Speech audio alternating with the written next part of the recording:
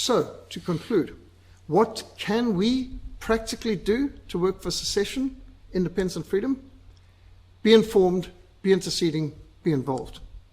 The very first steps to be taken towards secession, independence, and freedom requires us to be informed, to be interceding, and to be involved in being part of the solution in implementing biblical principles in all areas of life.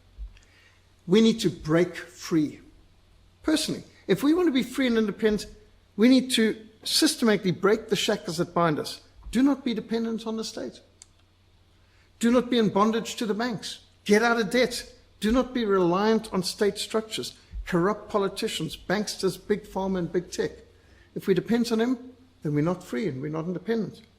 Practical steps we can take for secession, independence, and freedom include education, not indoctrination. Secede from state indoctrination gulags.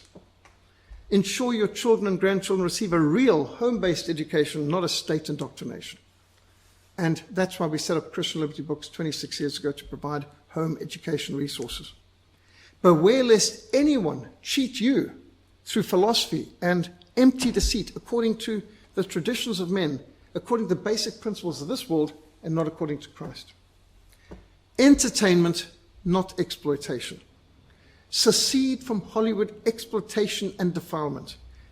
Why continue to allow cocaine-sniffing drug addicts, blaspheming antichrist pagans, pedophiles and predators like Harvey Weinstein to exploit entertainment to defile us with their degrading degeneracy? And in fact, all of the top stars in Hollywood and the entire industry there, with very few exceptions who get severely persecuted by them. But you can see the whole Academy Awards, it's run by crowds who've kissed the feet of old Harvey Weinstein and been involved with Jeffrey Epstein and all the others. The entire industry is corrupt through and through. It's as rotten as hell. Whatever things are true, whatever things are noble, whatever things are just, whatever things are pure, whatever things are lovely, whatever things are of good report, if there's any virtue, if there's anything praiseworthy, meditate on these things. That's the stand for education. Information, not disinformation. Secede from the mainstream, lamestream media. Instead of distraction from the real issues and deception from Sly Magazine, Newspeak, Useless News and World Report, the Communist News Network, the Bolshevik Broadcasting Corporation, the Sunday Crimes, choose rather to support alternative news media, real news, not fake news. Instead of receiving disinformation, distraction, we should support independent, alternative Christian news media, podcasts, websites, mail lists, social media platforms. Do not be conformed to the pattern of this world, but be transformed by the renewing of your minds, not the removal of your minds. Too many people think that Christians should have their minds removed. No, we're not meant to stick our mind in neutral. It's meant to be in gear, always. We need gyms for the mind. Libraries are gyms for the mind. Invest in home education. Build up a library of books and audiovisual resources which include examples of excellence and Bible-based solutions and a Christian worldview. The heart of him who has understanding seeks knowledge. We need to understand the times. We need to develop self-sufficiency. Become self-sufficient. Plant fruit trees if you can. If you've got a garden, cultivate a vegetable garden. Harvest rainwater from your roof. If feasible, invest in a borehole or solar panels, generators or a windmill. Build up a series of backups and alternatives so that in a time of crisis, your family can survive without relying on corrupt, crumbling, criminal state structures. It wasn't raining when Noah built the ark.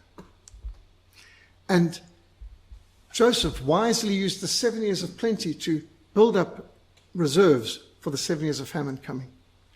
A prudent man foresees evil and hides himself, but the simple pass on and are punished. Victory loves preparation.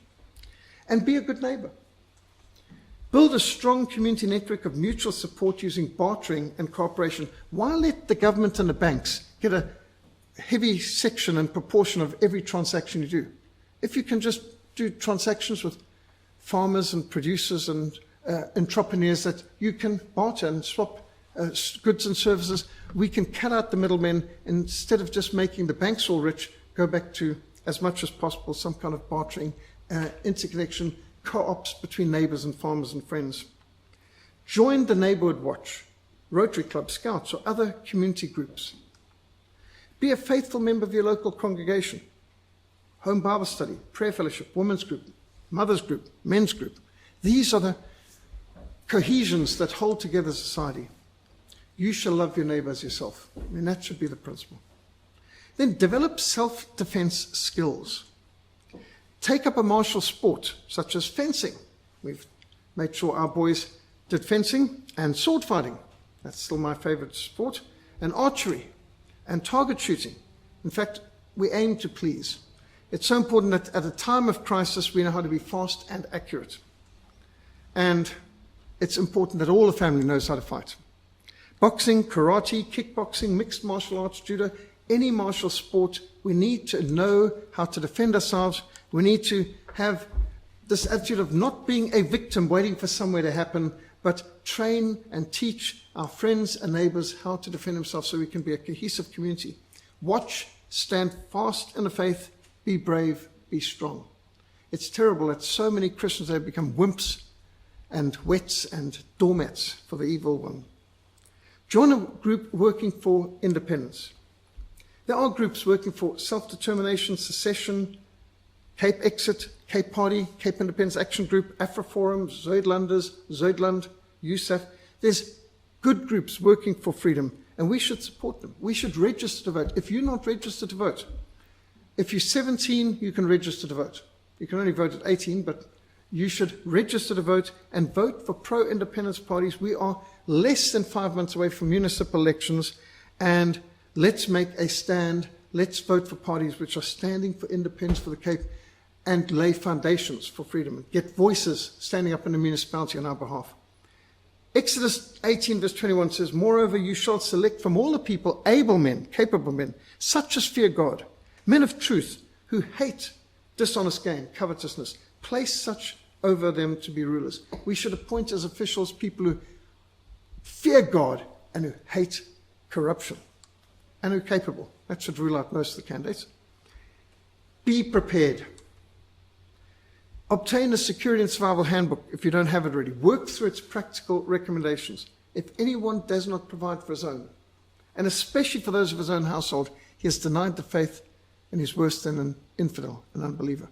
We need to provide, and I'm sorry to say a lot of men are not providing, and certainly not in terms of protection and safety. We need to be sure that our family is safe and that they know how to respond in a crisis and how to defend our family. Know your history. What did Karl Marx say? The first battlefield is a rewriting of history. And so that's why I got so much into history, because I saw the Marxists are twisting history to guilt manipulate people and to gaslight people and to Stockholm Syndrome people. But if we know our own history, we will not be guilt manipulatable.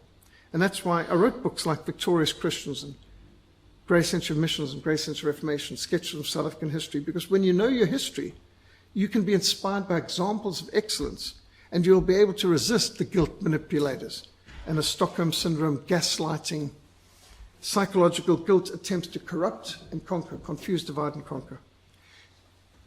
The importance of history is reinforced in 1 Corinthians 10. Now, all these things happen to them as examples, and they're written down for your admonition. History, a lot of the Bible is history, and we need to learn from the history, and it'll save us a lot of grief. We need to secede.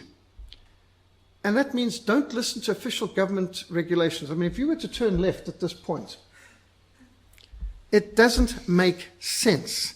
But that's just typical. There's a whole lot of government signs and instructions that you could lose your life if you took seriously.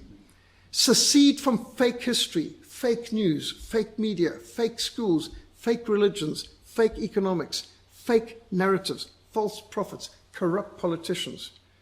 Do you notice how every year they've got some new scare? And it's just, the media is full of this nonsense. The scamdemics, plandemics, fake preachers, fake teachers. Secede from the false and from the corrupt. Yes, I mean, this is the way they were telling us coronavirus was at the beginning, and it looks awfully fake now. Now, remember when Bill Gates used to infect Windows computers with viruses so he could sell antivirus software? Have you ever wondered what he's doing these days? Yeah. You know, it is proven. Windows created the viruses, to force you to buy their software to counteract the viruses. And it rings a bell. Maybe that's applicable to something today. Maybe we can put our finger on it sometime. You shall know the truth, and the truth shall set you free. We need to support the good, the constructive, the positive, and the true. Invest in your mind. Read and obtain all the training you can, and invest in your children and grandchildren. And stretch your muscles. We've got Great Commission course coming up. It stretches muscles, minds, and it stretches one's vision. Put feet to your faith starting 25th of June. Investing in our children and our grandchildren is an investment in the future. Supporting Christian home-based education curriculums is one of the most important strategic, influential steps for reformation that anyone can possibly take. Of all the decisions my wife and I made, we think the best decisions we ever made was no TV and let's homeschool. I mean, those are two of the very best decisions we made.